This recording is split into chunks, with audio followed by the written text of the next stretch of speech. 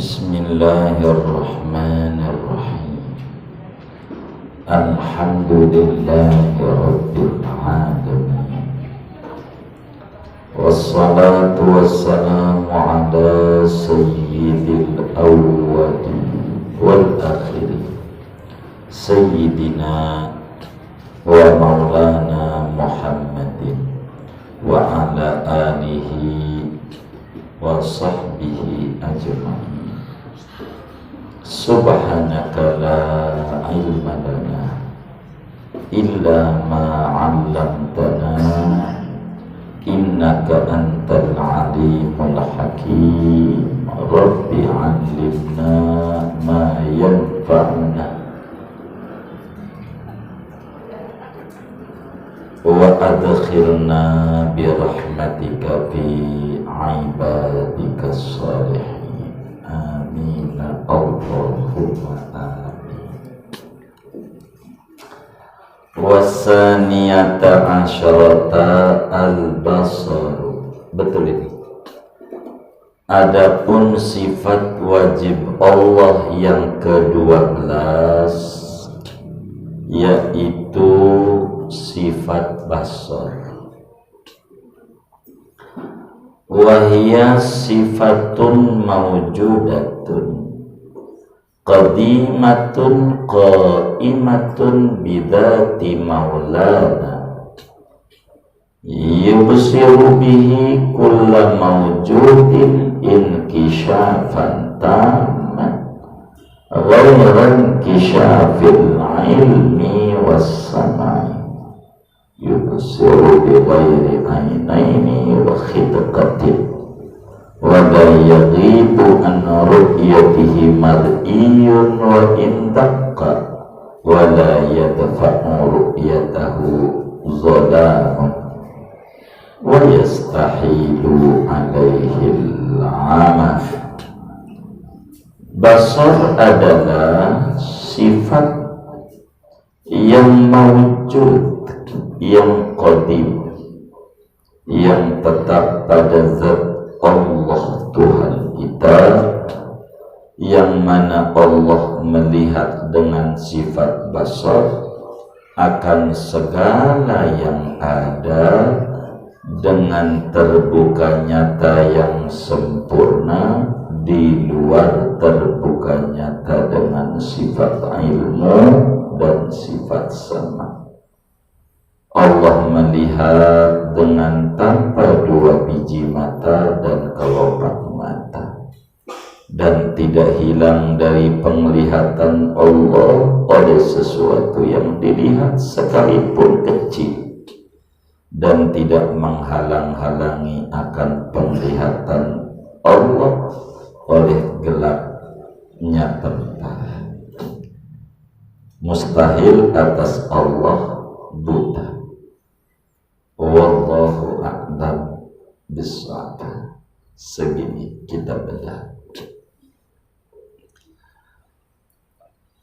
Bapak, Ibu, Saudara, keluarga besar Majelis Nurul Yakin Karangtengah, moga kita semuanya diberikan tauhid yang bagus, kemantapan iman kepada Allah yang bagus dengan segala asma dan sifatnya, sehingga hidup kita penuh dan berlimpah barokah. Amin ya rabbal alamin.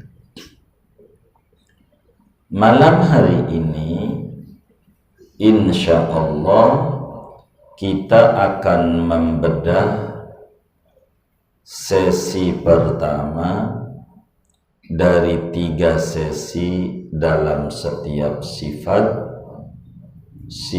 wajib Allah, dan malam hari ini memasuki pembahasan sifat basar. Wajib menurut akal, logika sehat tidak bisa tolak bahwa Allah bersifat basar. Akal sehat bakal berkata Tuhan itu mesti bersifat basor. Basor itu artinya melihat.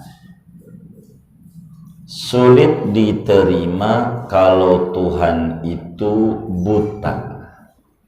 Mustahil kalau Tuhan itu buta. Ya, jazakallah. Kenapa sulit diterima? Sebab buta kekurangan. Yang ngaji nih ada nggak yang pengen buta? Nggak ada. Kenapa nggak mau buta? Iya, karena buta kekurangan. Makhluknya aja ogah buta. Masa yang disembah buta? Kagak lihat mana yang ibadah, mana yang kagak, mana yang benar, mana yang bohong, mana yang zalim, mana yang didolimi. Masa Tuhan ora lihat? Sulit difahami oleh akal. Karena itu seorang muslim yang umurnya 15 tahun ke atas, akalnya sehat, wajib menanamkan di dalam hati sanubarinya keyakinan yang mantap, keyakinan yang kuat bahwa Allah bersifat basor. Orang yang umurnya 15 tahun. Ini yang ngaji udah 15 tahun belum? Belum wajib. Yang wajib itu yang umurnya 15 tahun ke atas. Wajib kudu percaya, kudu ditanemin, ditancepin di dalam hati, jangan ampe geser, goyang, ragu bahwa Allah Subhanahu wa ta'ala melihat. Jadi melihat itu apa?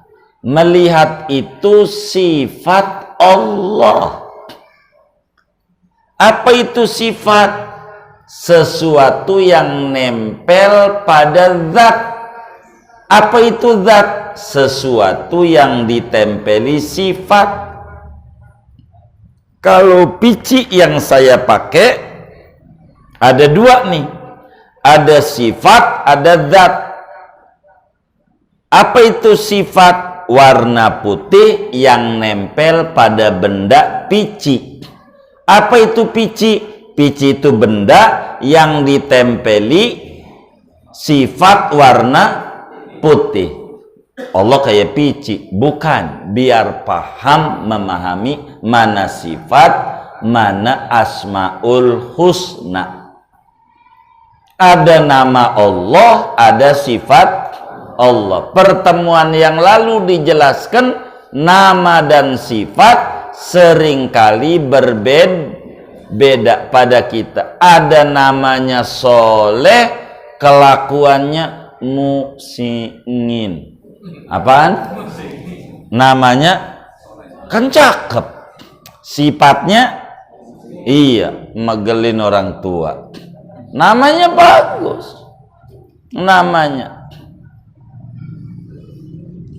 Ada orang namanya Arif Budiman, kan cakep ya? Kudunya juga arif, punya budi. Enggak, megelin. Begitu. Ada yang kayak begitu. Nama dan sifat tidak Kalau sifat sesuatu yang nempel pada zat. Kalau asmaul husna hubungannya dengan fi'lullah, pekerjaan Allah. Maka Allah yang mengangkat derajat, Allah juga yang menurunkan derajat. Ada lawanannya. Allah yang ngeluasin rezeki, Al-Basit. Allah juga Al-Qabid, yang bikin seret rezeki. Itu namanya perbuatan. Larinya kalau asma. Kalau sifat, larinya pada sifat zat, ciri mendasar Tuhan. Begitu. Basor melihat sifat Allah. Qadim. Qadim itu apa? Qadim itu dulu melihat Allah tuh. Allah tuh dulu melihat. Sekarang melihat. Nanti melihat.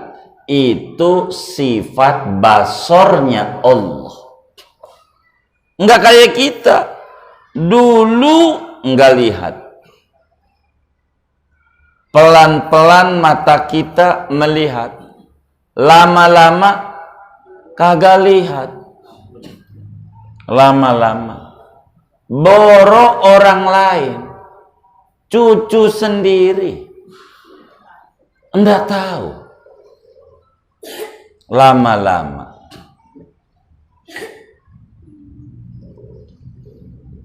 itu kita. Lu ini siapa ya? Aduh Kong, saya cucu Kong. Masya Allah, enggak lihat. Tapi kalau sama duit, lihat banget tuh singkong. Jadi milih lihatnya. Jadi Allah itu melihat. Ciri Tuhan melihat. Melihatnya qadim. Itu Tuhan. Qadim itu apa? Dari dulu melihat, sekarang melihat, sampai nanti melihat. Dan melihatnya tidak sama dengan makhluknya. Itu ciri Tuhan. Kalau makhluknya ada matanya, ada bola mata nih, yang kayak begini, bisa rabun mata, bisa katarak, bisa glukoma. Yang ada begininya nih, namanya bukan Tuhan, tapi ciptaan Tuhan. Andai disembah, namanya dipertuhankan, bukan Tuhan. Sama apa beda menurut bapak dan ibu, ustadz dan diustadkan? Sama beda? Apa diustadkan? Dianggap sebagai ustadz, padahal pemburu hantu. Dandanannya pakai gamis, pakai sorban. Dianggap namanya diustadkan. Sama apa beda antara Tuhan dan dipertuhankan? Apa dipertuhankan? Dianggap sebagai Tuhan, padahal bukan Tuhan. Ciri Tuhan melihat, dan melihatnya beda dengan makhluknya, dengan ciptaannya. Karena itu melihatnya Tuhan tanpa bola mata kayak kita, dengan zatnya. Yang kayak begini bisa katarak, kudu ada dokter mata Tuhan. Bisa glukoma, bisa keliru lihat. Mata begini nih seringkali salah lihat. Mata begini. Ada orang naik Mercy, hitam metalik, lewat di depan Raden Saleh. Lewat. Pagi-pagi nongkrong di depan keuangan tuh. Lihat naik Mercy, cakep. Kata kita nih gara-gara mata. Itu orang-orang kaya. Tuh ini nih, salah. Padahal itu orang karyawan bengkel yang nyobain mobil disuruh bosnya habis dibetulin. Orang kaya bukan? Lah bukan. Gara-gara mata ini meni sering salah lihat.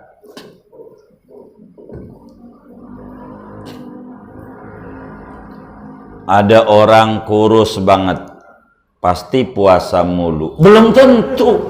Ya Allah, makan aja 5 piring, cuman cacingnya banyak di perutnya, jadi kurus mulu. Nih mohon maaf apa yang kurus? Belum tentu. Mata ini kadang salah iya begitu. Seringkali nganggap orang seneng, padahal susah. Yang pandai ditutupi dengan rintikan air hujan, dianggap dia basah karena hujan, padahal lagi menangis cuman tertutupi dengan tetesan hujan. Mata ini sering ketipu.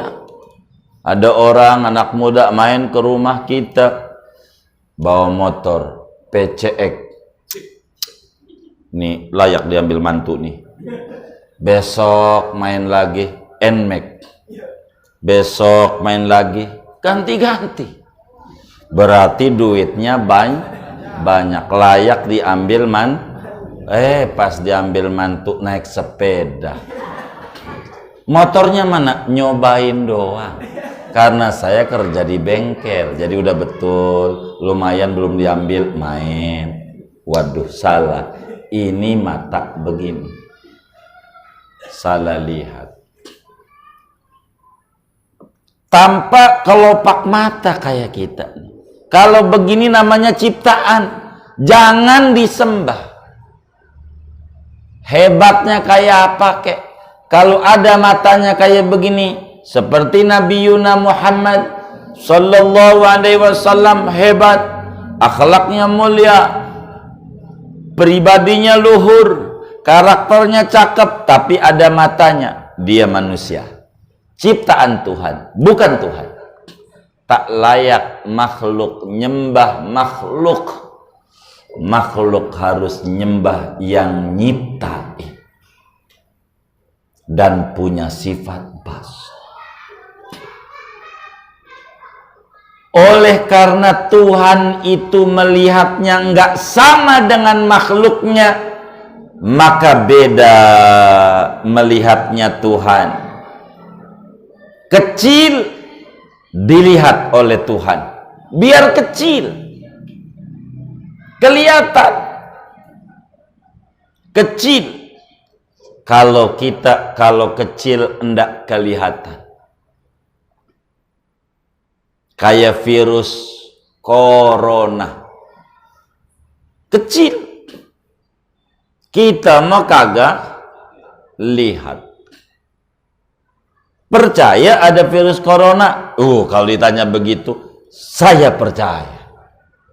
Jangankan virus corona yang kecil, yang bisa dilihat di lab, kalau pakai mikroskop ada bentuknya itu virus. Jangankan model begitu, malaikat yang sampai detik ini belum ada lab mana, ini malaikat nih, belum ada. Percaya ada namanya malaikat yang nggak bisa dideteksi oleh lab. Percaya, apalagi virus yang barang nyata, cuman karena kecil mata kita nggak lihat, perlu tambahan uji laboratorium. Ada begitu. Allah melihat, lihat.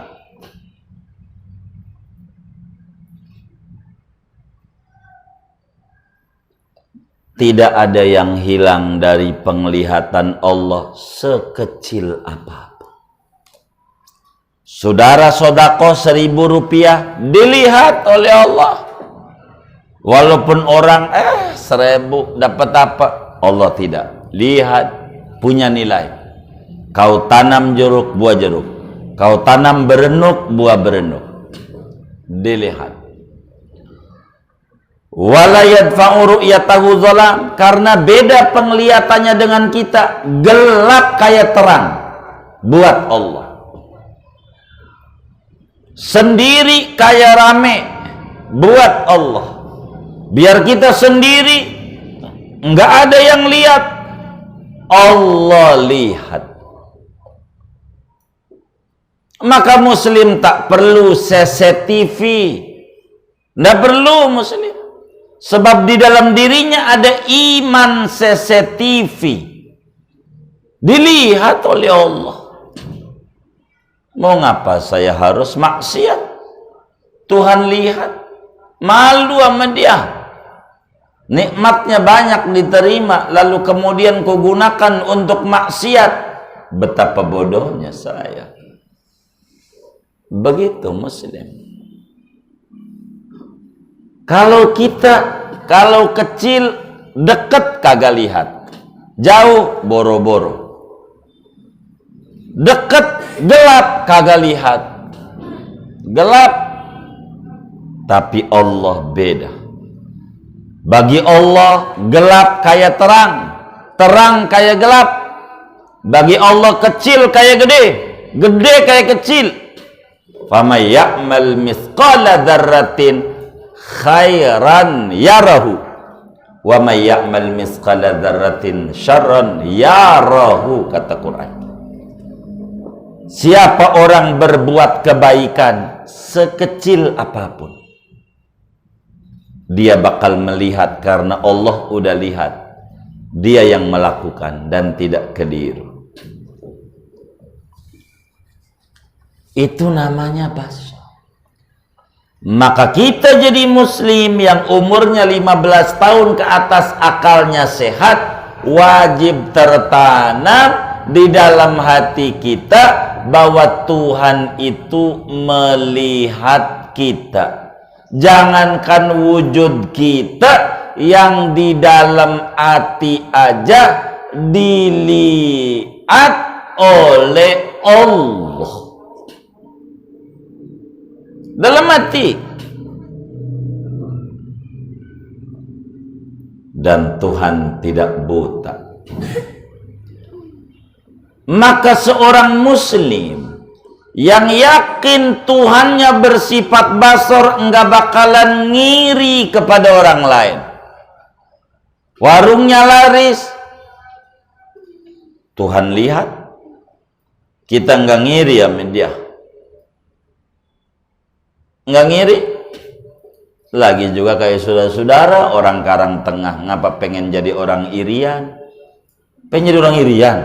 Gak usah. Karang Tengah aja. Gitu. Itu begitu, saudara. Kita nggak perlu sama orang khair-khair aja. Allah lihat. Ada orang jahat, nggak usah sumpahin biar mampus, nggak usah. Allah lihat kejahatannya. Wala tatma'an taqsuda ma lam tazra.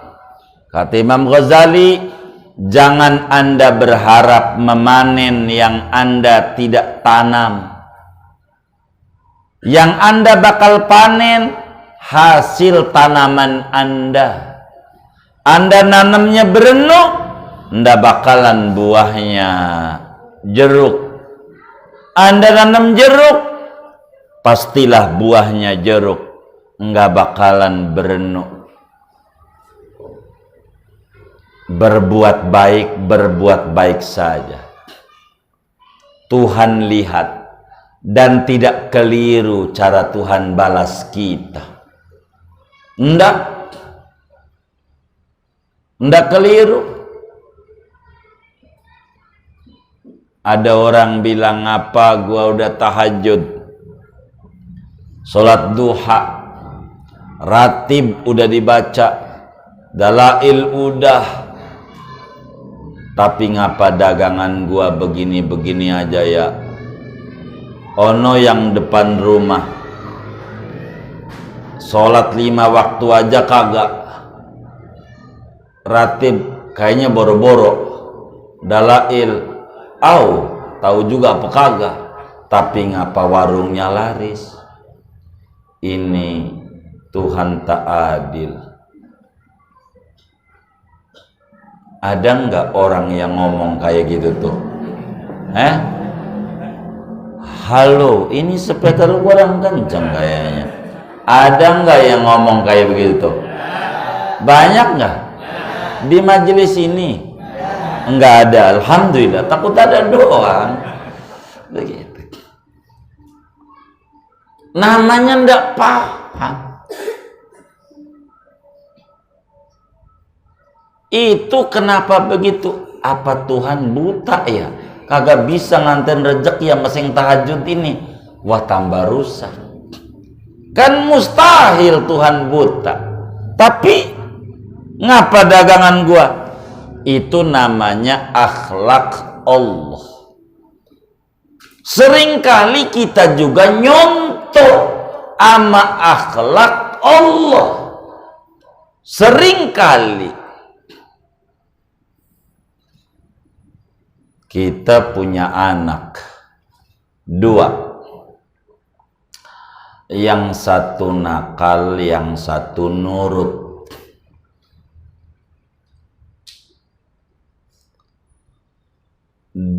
Artinya nakal kalau enggak dikasih, pintu rusak, piring hancur, kaca pecah, namanya juga bengal. Yang atu nurut, dibilang ora ada, ya udah moga besok ada, nurut. Dua-duanya minta motor NMAX warna putih.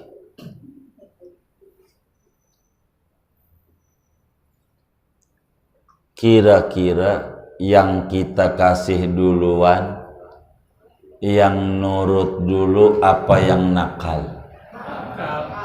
Halo, yang nurut dulu apa yang nakal? Emang apa? Jadi yang nakal mau didul, yang nurut. Tapi kira-kira dikasihnya dengan senang hati atau terpaksa? Emang apa? Iya, gadak. Saya sih belum punya anak, apa iya begitu ya? Baik. Kalau kita jadi RT, suruh bagi sembako sama pemerintah kota, kira-kira kita bagi duluan warga kita yang rese apa yang nurut? Tanya Pak RT. Yang rese. Kenapa yang rese? Ribet urusannya. Iya. Nah, begitu. Tuh Pak RT udah keluhannya keluar tuh. Saya sih bukan RT, apa ya begitu. Baik. Kalau ada orang bangun perumahan, properti, komplek rumah sakinah mawaddah warohmah, panjang amat ini komplek namanya. Bangun perumahan. Kalau kita bangun perumahan, yang pertama kali kita bagi kiai dulu, preman dulu. Nih jujur nih, kiai dulu, preman dulu. Emang apa? Rese.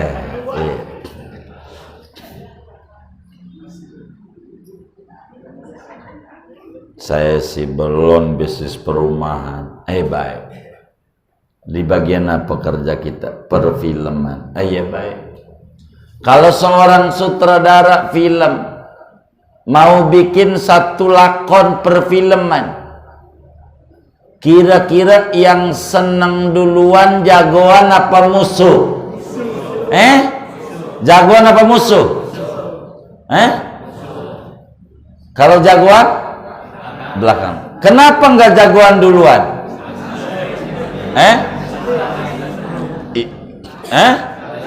Iya, enggak seru.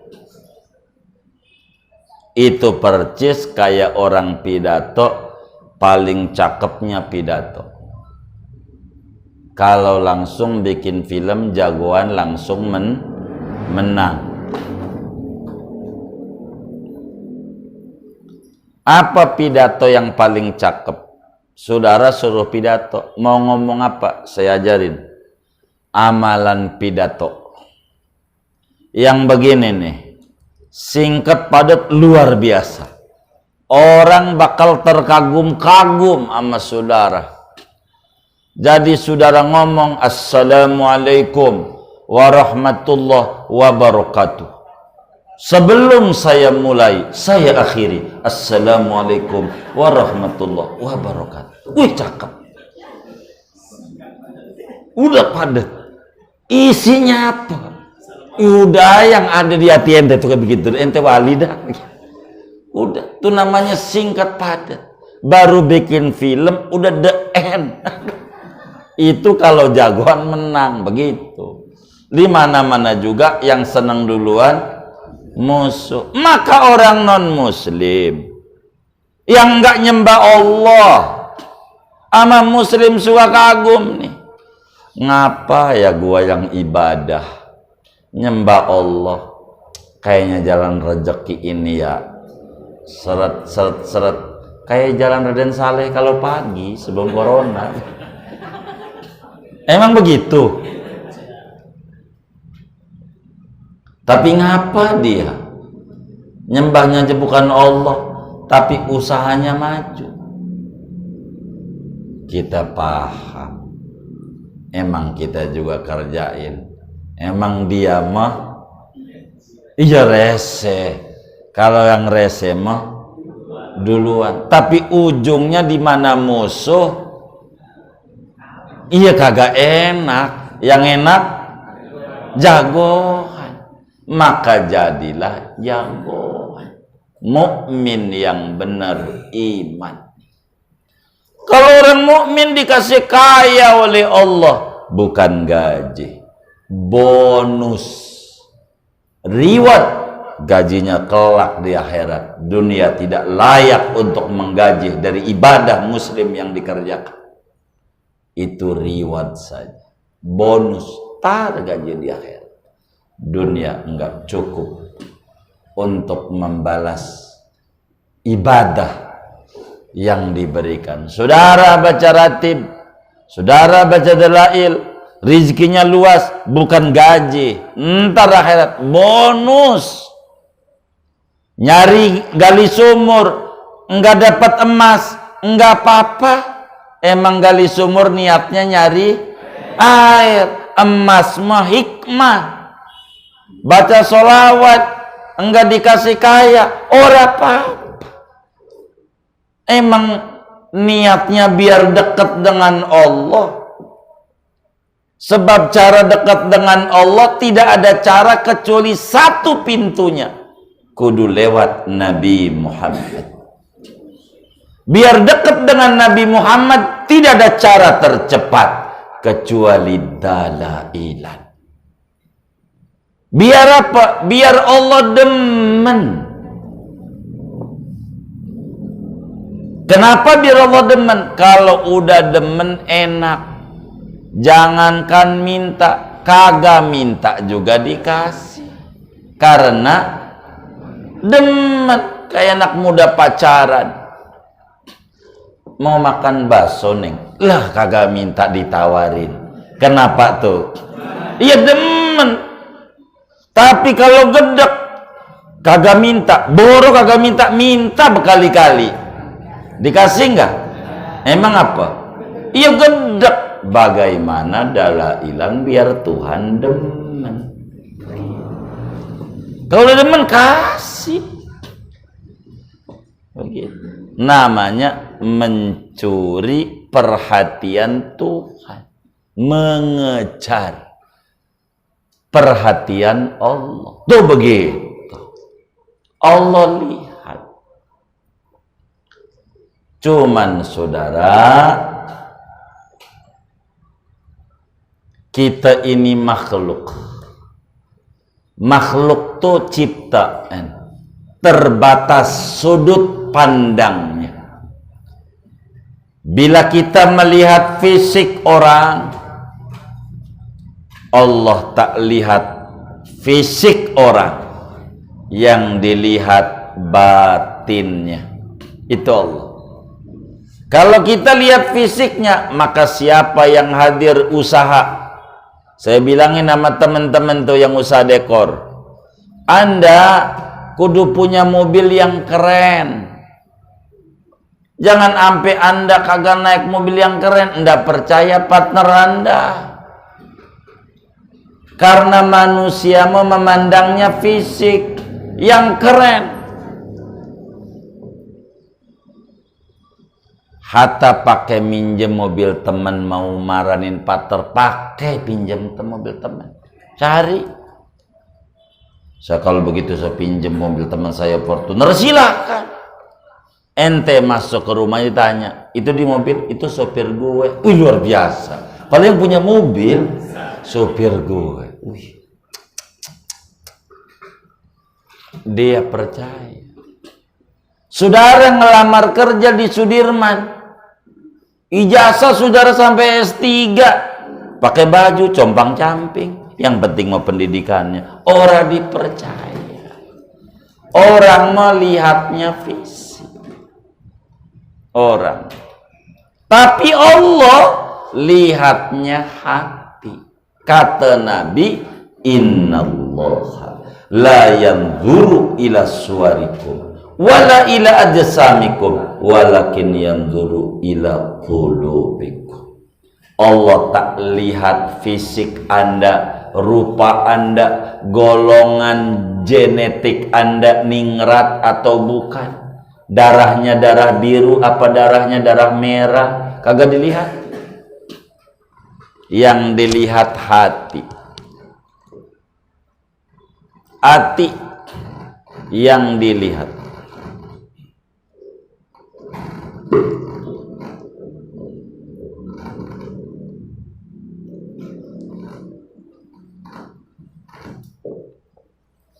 Allah melihat hati. Maka bagi muslim yang yakin Tuhannya itu bersifat basar, melihat, maka dia harus muncul dalam aplikasi dan implementasi kehidupannya muraqabah, merasa dikontrol, dilihat oleh Allah. Dulu ada seorang ulama punya murid 40, kelas 4 SD, 40 muridnya. Tapi ini kiai demen banget sama murid di sekolahnya, di sekolah diniyahnya, sama orang yang namanya Ahmad. Demen banget, sayang, ampe yang lain pada ngiri. Ini Pak Guru ini pilih kasih, masa dia yang didemenin, kita enggak. Maka kemudian terbaca oleh si gurunya, gurunya keluarkan dari kocek sendiri, beli ayam 40 ekor ke bandar ayam namanya Agus, bos ayam. Beli ayam 40 ekor, dibagi sama satu-satu murid. Kata guru, muridku, itu yang kamu pegang namanya apa? Ayam. Baik, Pak Guru minta ayam dibawa pulang oleh kamu semuanya, dan tolong dipotong. Syaratnya satu, tidak boleh kelihatan oleh siapapun. Besok setor kemari. Paham? Paham. Baik, pulang. Maka besok muridnya pada nyetor sama guru. Ditanya sama gurunya, oh dipotong? Udah Pak Guru, ini ayamnya, tuh udah kelihatan darahnya. Di mana motongnya? Di kamar.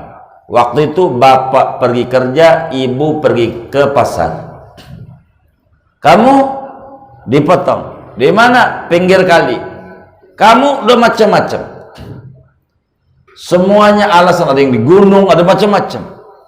Tinggal yang namanya Ahmad yang belum ditanya. Ahmad, baik, ayamnya masih hidup. Loh, hidup. Yang lain sorak-sorai. Orang bodoh begini.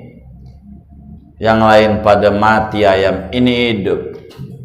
Kata gurunya melotot, Ahmad, iya. Disuruh apa? Disuruh potong. Loh, dengar. Tapi kenapa ayamnya hidup? Kagak dipotong kayak temen-temenmu? Pusing saya mikirin syarat Pak Guru. Karena Pak Guru mempersyaratkan tidak boleh kelihatan oleh siapapun. Saya mau motong di kamar, emang bapak kerja, ibu ke pasar, Allah lihat. Mau motong di kali, nggak ada siapa-siapa, Allah lihat. Jadi sayanya bingung, nggak bisa saya potong. Karena syaratnya nggak boleh dilihat oleh siapapun. Kalau oleh manusia aja, insya Allah bisa. Kalau siapapun Pak Guru sulit. Wong Tuhan saya sifatnya basor, melihat. Kata gurunya, ini penyebabnya saya demen anak ini, karena memiliki sifat muraqabah. Ada CCTV-nya. Merasa dilihat, dikontrol oleh Allah. Sampai yang namanya Ahmad punya kakak namanya Su'ad. Di rumah mana banyak jeruk, pisang di kulkasnya. Kata si kakak perempuan Su'ad bilang, Mad, ayo kita makanin jeruk pisang ini, mumpung bapak enggak ada, ibu enggak ada. Emang apa? Enggak mau saya. Emang apa? Boleh bapak enggak lihat, ibu enggak lihat, tapi Allah lihat, Kak. Dan dilihat oleh Allah, kelak diminta pertanggungjawaban di akhirat. Walaupun kita ngaku yang makan pembantu, maling yang masuk rumah, tapi Allah lihat. Si kakaknya astagfirullah, kakak lupa sama tauhid. Makasih, Mat. Orang yang akhlaknya baik kayak begitu. Keyakinan seorang muslim bahwa Tuhannya melihat membuat pribadi manusia itu lebih konsen pembenahan ke dalam.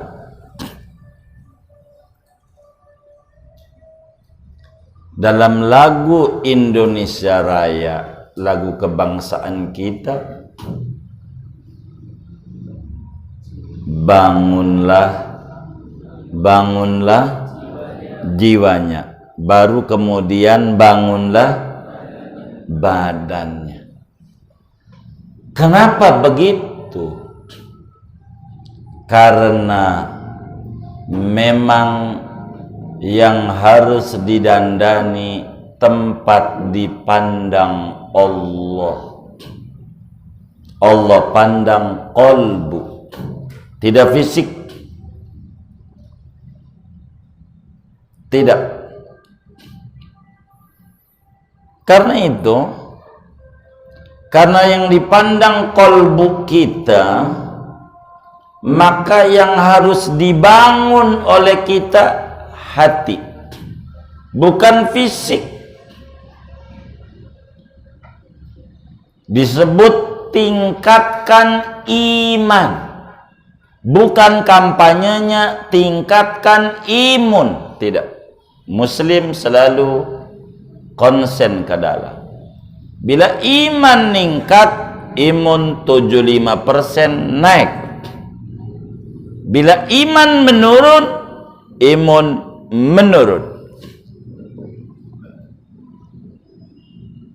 Karena berangkat dari batin.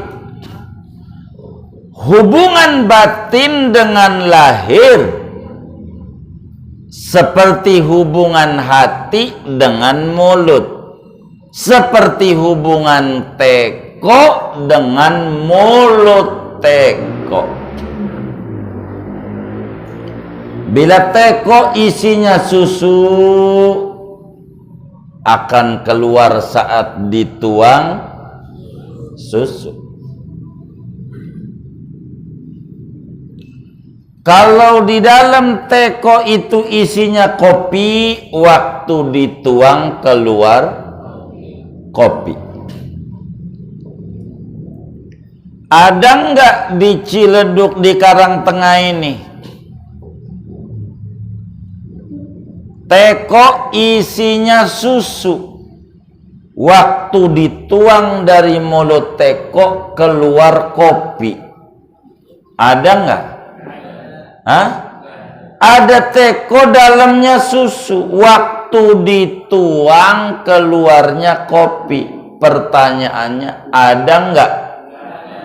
Ada nggak? Nggak ada. Baik. Ada nggak di Karangtengah nih orang ngomong begini, walaupun mulut saya judes, hati saya baik? Ada nggak? Hah? Ada nggak? Banyak nggak? Loh, saudara, enggak pakai sejam udah pelin-pelan. Saya tanya, ada nggak di dalamnya susu waktu dituang keluar kopi? Hah? Enggak ada. Baik, saya tanya, ada nggak orang walaupun mulut saya judes tapi hati saya baik? Ada nggak? Hah? Ada nggak? Ini yang bener nih. Ada nggak? Banyak nggak? Katanya nggak ada tadi. Hah? Loh, kalau yang namanya judes, bahasa lain saya kopi. Baik, bahasa lain saya susu. Saya mau tanya, di dalamnya susu keluarnya kopi, ada nggak? Ada nggak? Ada nggak orang ngomong begini, walaupun judes hati saya baik?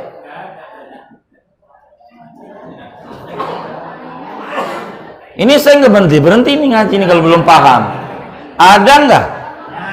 Banyak nggak? Loh, katanya nggak ada. Kalau mulutnya judes, hatinya judes. Karena kalau di dalamnya kopi, keluarnya masa keluar susu? Dalamnya susu, keluarnya kopi. Mana ada? Bohong. Bohong. Allah itu lihatnya hati, bukan mulut. Nggak bisa. Amat Tuhan yang dipandang hati. Maka konsenlah kita membangun infrastruktur kolbu, bukan fisik. Hati yang didandani.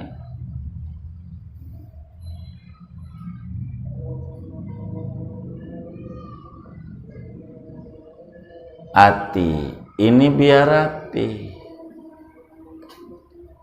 harus konsen.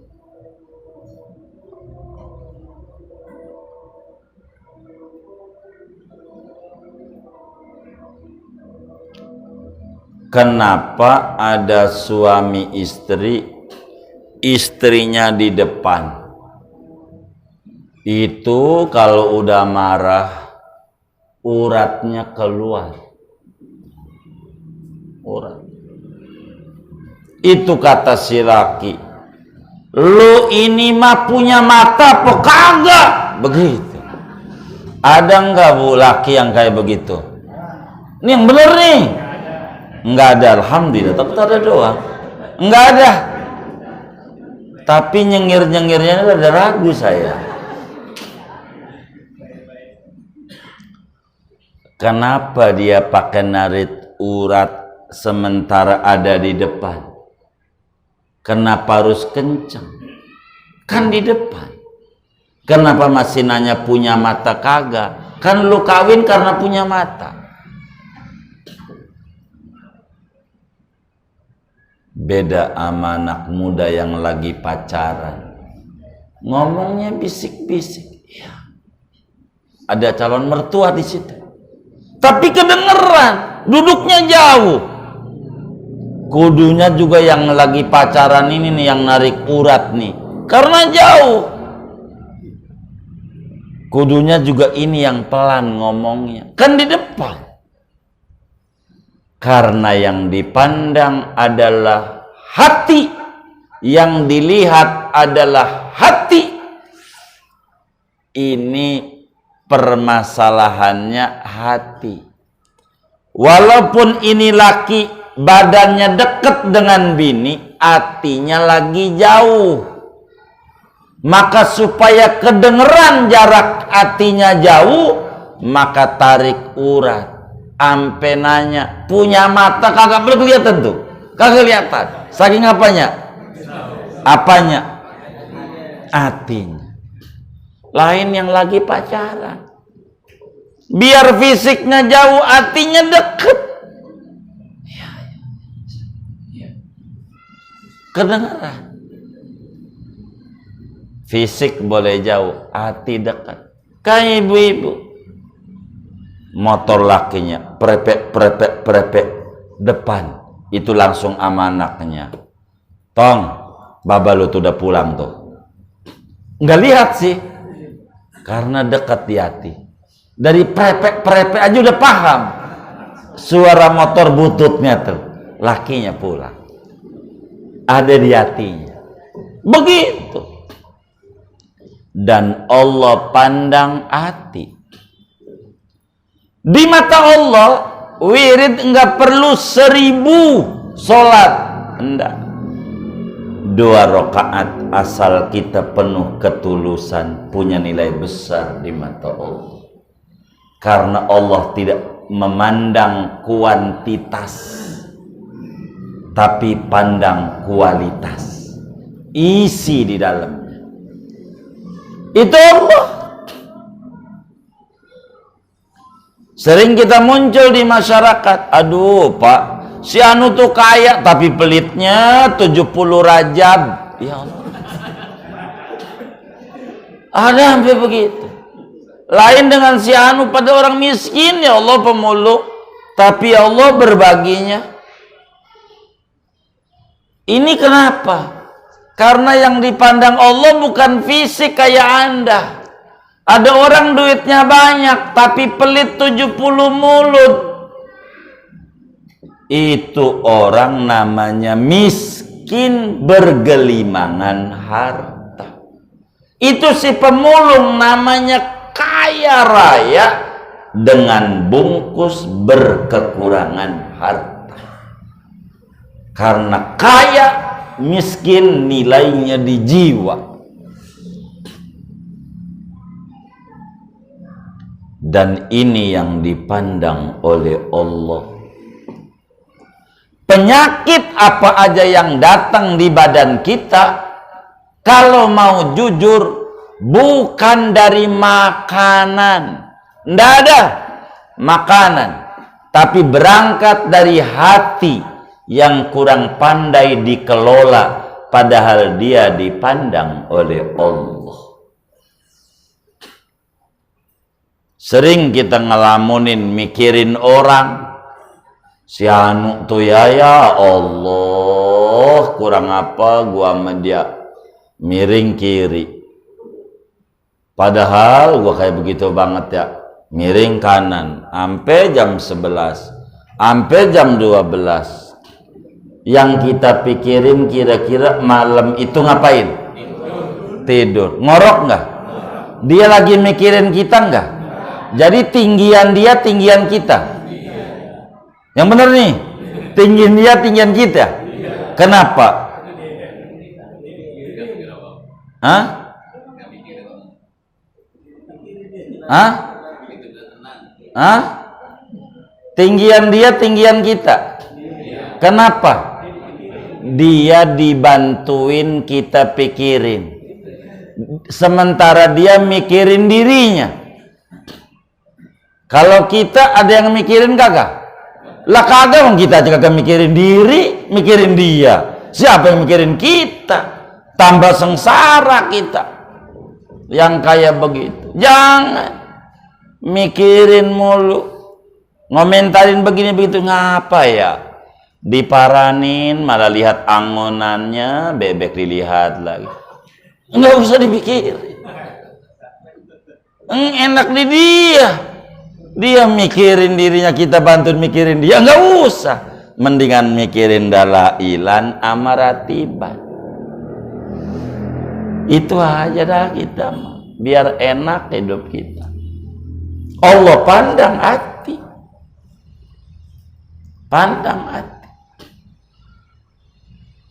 Maka kita hati yang harus didandani. Hati. Kalau hatinya bermasalah, repot di muanya. Ada orang dari mulai Sya'ban sampai sekarang ora sholat Jumat. Enggak, sholatnya duhur, laki. Ketika ditanya, ngapa? Ada corona. Ada corona. Jadi kalau ke masjid, maknanya banyak penyakit. Termasuk penyakit namanya corona di masjid. Oh begitu ya. Tapi herannya, kalau udah ketemu Minggu di Green Lake ada.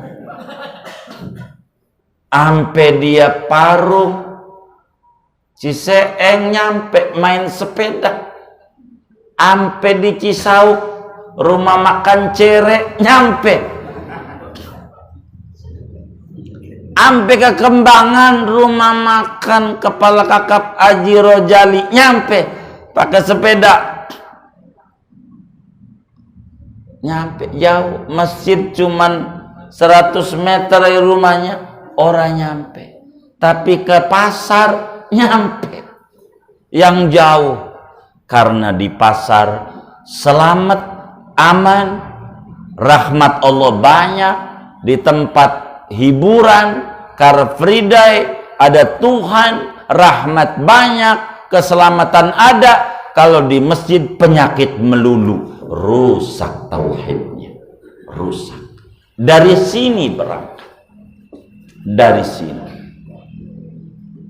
berangkatnya. Sampai ada orang di masjid begitu, kita tanya, Bang, ngapa itu karpet digulung? Ini corona, guru corona. Oh, corona. Jadi coronanya nanti nempel di karpet. Jadi karena nanti daripada karpet ini kena corona, masuk rumah sakit. Saya belum tahu rumah sakit karpet kena corona di mana. Saya bingung. Jadi mendingan digulung, takut karpetnya kena corona. Jadi sehingga karpet mau enggak kena, ubin kena karena sujud ke ubin, kena corona. Bawa sejadah dari rumah, justru 7 mulut belum dicuci. Corona bangsat aja banyak, belum corona. Maka kalau dia tauhidnya pengen benar, yang karpet masjid digulung tuh, kalau pengen benar tauhidnya tidak rusak, harus lanjut. Jangan segitu doang memahami agamanya. Kalau karpet digulung karena corona, benerin tauhidnya, tolong ubinnya dicabutin. Biar enggak nempel di ubin corona, langsung di tanah. Sujudnya Kenapa? Karena coronanya nempel juga di ubin-ubin masjid. Ngeri ubinnya kena corona, nanti rumah sakit ubin nggak ketemu. Dia kagak pikirin tuh yang nyumbang karpet sekarang udah mati di kuburnya gelap gara-gara dia, karena nggak dapat ganjaran. Padahal dulu ngerayunya, dia bilang kalau nyumbang karpet di masjid ente udah mati ganjaran ngalir selama orang sholat. Berhenti dia, rusak dia, kelak dituntut di akhirat oleh yang mati yang nyumbang-nyumbang itu. Karena apa? Rusak tauhidnya. Masa di masjid ada penyakit, di pasar aja nggak apa-apa. Ini karena iman dalam hati yang bermasalah. Salah dia, tauhidnya tidak benar, nanti dituntut sama yang mati-mati yang nyumbang. Kuburannya gelap ulah kita, tar dituntut. Siapa pengurus-pengurusnya yang model begitu di akhirat, sekarang dunia, tar menuduh yang nyumbang pakai turun-turun di karpet segala macam. Corona kayak apa itu? Sampai ke karpet segala macam, lubang angin nanti masuk, ribet. Ini karena memahami konsep Allah melihat, tidak duduk di hati. Konsepnya dari yang dia lihat di televisi, tidak konsep penyakit menular, Allah yang menularkan, bukan karpet. Begitu. Jadi repot. Mau sholat Jumat aja susah, pakai ditembak jidat kita. Pak Haji, bentar dulu Pak Haji. Ininya untung nggak ngapa, mungkin udah baca Latin kali ya.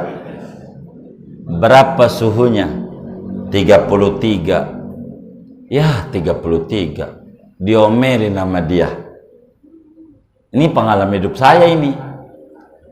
Pak Haji 33, iya, alhamdulillah. Loh, kenapa 33 itu sehat Pak Haji? Oh sehat ya, makasih alhamdulillah. Nah begitu Pak Haji. Iya baik. Jalan, Pak Haji lewat sini, suruh mandi saya, disemprot.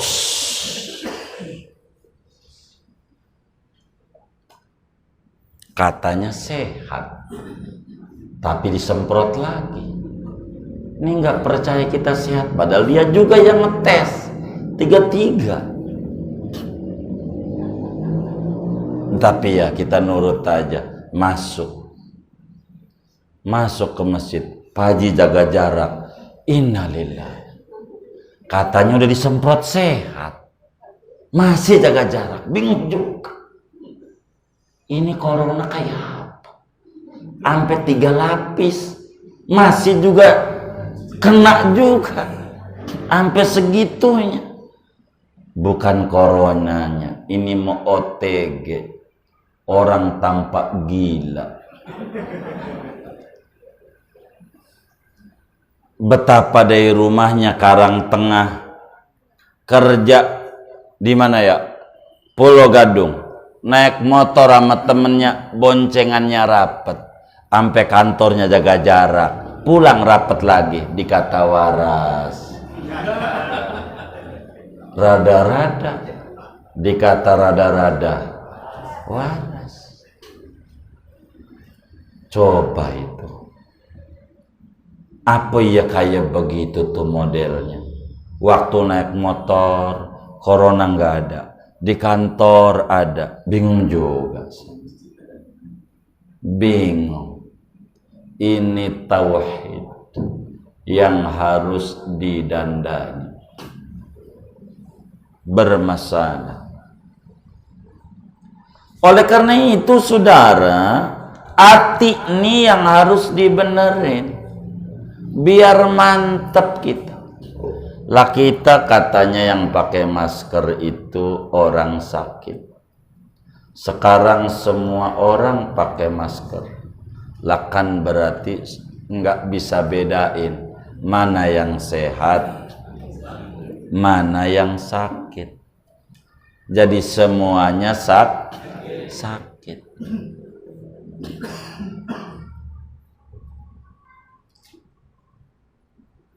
Habis begitu nggak boleh lagi pakai masker scuba. Sepengimaman aja udah gede, apalagi scuba kan gede banget. Karena renggang, jadi masih masuk dari pori-porinya. Padahal karena usaha orang kecil, tak bermerek SNI, dia nggak perlu dapat duit dan makan. Kudu yang rapet, kagak bisa napas, alhamdulillah langsung lewat karena rapet. Ini yang keluar dari hidung nih yang kurang sehat kepada kita. Yang kurang sehat dikeluarin, itulah napas keluar. Yang kita sedot itu oksigen sehat. Yang keluar dari kita yang busuk, yang kita minum susu, yang keluar dari kemaluan kita kotoran. Dari keluar nih ditutup nih, yang gak sehati masuk sama kita, jadi penyakit. Begitu. Jadi biar sakit semua. Begitu. Jadi repot. Oleh karena itu dandani iman kita, Allah Maha melihat. Kita malu berbuat maksiat, malu karena dilihat Allah. Masa kita curiga sama yang kayak gitu-gitu? Sebab kiasnya jok motor Gojek teman-teman kita ini kudu ganti. Habis didudukin orang lain, si A duduk, si B copot dulu, ganti. Repot kalau nyontok kayak pengurus musola masjid yang gulungin, karena nempel dari celananya. Apa ya gitu-gitu amat? Enggak. Yakini dandani tauhid kita biar benar sama Allah. Jangan terlalu kita berlebihan. Nanti kita mati karena ketakutan, bukan karena penyakit. Yakini Allah lihat kita. Kita sulit kayak apa sekarang, jangan banyak mengeluh. Allah lihat, sampai sekarang masih hidup, masih sehat, masih makan. Apakah itu enggak ada kasih sayang Allah? Nanti kalau terus mengeluh bahaya. Kita kudu banyak istighfar. Penyakit ini enggak bisa. Salah kita. La yakhafannal abdu illa dzambah.